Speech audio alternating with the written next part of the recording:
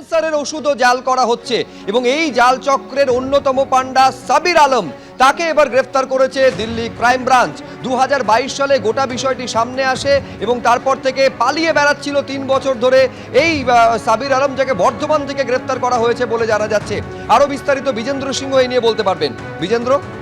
সুব্রজিৎ, দিল্লি পুলিশের তরফ থেকে জানানো হয়েছে কি 2022 সালে তাদের কাছে সন্ধান আসে কি দিল্লি এবং আশেপাশের এলাকাগুলোতে ক্যান্সারের যে বিভিন্ন ওষুধগুলো রয়েছে সেটাকে জাল করা হচ্ছে এবং সেখানে একটা চক্রকে তারা চিহ্নিত করেন। তারপরে প্রথম যখন এফআইআর করা হয় 2022 সালে 4 জনকে তারা অ্যারেস্ট করে। পরে আরও তাদের চক্রটা যখন বাড়তে থাকে সেক্ষেত্রে 14 জনকে অ্যারেস্ট করা হয় এবং 14 জনের মধ্যে 2 জন ডাক্তারকেও অ্যারেস্ট করে দিল্লি পুলিশ। এবং এদের যে নেটওয়ার্ক ছিল কিছুটা নর্থ ইন্ডিয়াতে তারা ব্রেক করে দেয়, কেন কি হরিয়ানাতে যেখানে তৈরি হতো ওষুধ সেই জায়গায় রেড হয়, সেটাকে সিজ করা হয়, ওষুধ সেখান থেকে জাল ওষুধ সিজ করা হয়। গাজিয়াবাদে যেখানে তাদের ওয়্যার হাউস ছিল সেটাকে তারা বন্ধ করেন, কিন্তু মূল পান্ডা যেটা ইস্টার্ন ইন্ডিয়াতে ছিল কলকাতায়, সেই নেটওয়ার্কটাকে ভাঙতে অসফল হচ্ছিল দিল্লি পুলিশ। কেন কি সেখান থেকে 3 বছর হয়ে গেল মূল যে পান্ডা ছিল সাবির আলম, তাকে অ্যারেস্ট করতে পারছিলেন না তারা। বারবার রেড করা হয়েছিল বিভিন্ন জায়গায় তার লোকেশনগুলোতে, কিন্তু সে পালিয়ে বেড়াচ্ছিল।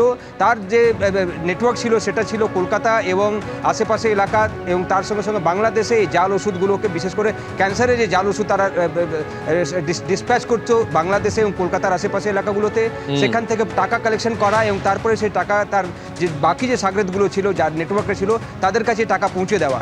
এবং তবে গত 20 তারিখ যেটা দিল্লি পুলিশ জানাচ্ছে কি তারা একটা টিপ অফ পয়েন্ট রানীগঞ্জে সে তার স্ত্রীর সঙ্গে রয়েছে এবং তারপর থেকে সেখানে ট্র্যাপ তারা লেড করেন কি রানীগঞ্জ থেকে সে বাসে একটা উঠেছে, বর্ধমানের বাসিন্দা, বর্ধমানের দিকে যাচ্ছে এবং যখন সে বর্ধমানে পৌঁছয় সেখান থেকে দিল্লি পুলিশের টিম আগে থেকে ছিল, সেখান থেকে তাকে অ্যারেস্ট করা হয়েছে।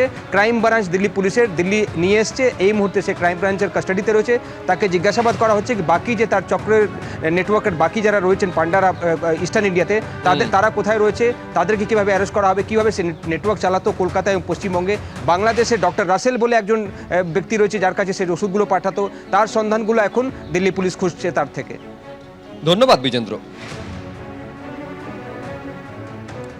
এদিকে জাল ওষুধ ঠেকাতে এবার বড় পদক্ষেপ করল রাজ্য সরকার। পাইকারি ও খুচরো বিক্রেতাদের জন্য জারি হলো বিশেষ নির্দেশিকা। 6 দফা নির্দেশিকা জারি করেছে রাজ্য সরকার। নির্দিষ্ট চ্যানেল ও বৈধ সংস্থা থেকে পাইকারি বিক্রেতাদের ওষুধ কিনতে হবে বলে নির্দেশিকা জারি হয়েছে। যে সংস্থার কাছ থেকে ওষুধ কেনা হচ্ছে তাদের লাইসেন্সের বৈধতা যাচাই করে নিতে হবে পাইকারি বিক্রেতাদের। ভিন রাজ্যের সংস্থার থেকে ওষুধ কিনলে সেই সংস্থার ব্যাংক অ্যাকাউন্ট সংক্রান্ত তথ্য যাচাই করে দিতে হবে। জিএসটি নম্বর যাচাই করা বাধ্যতামূলক।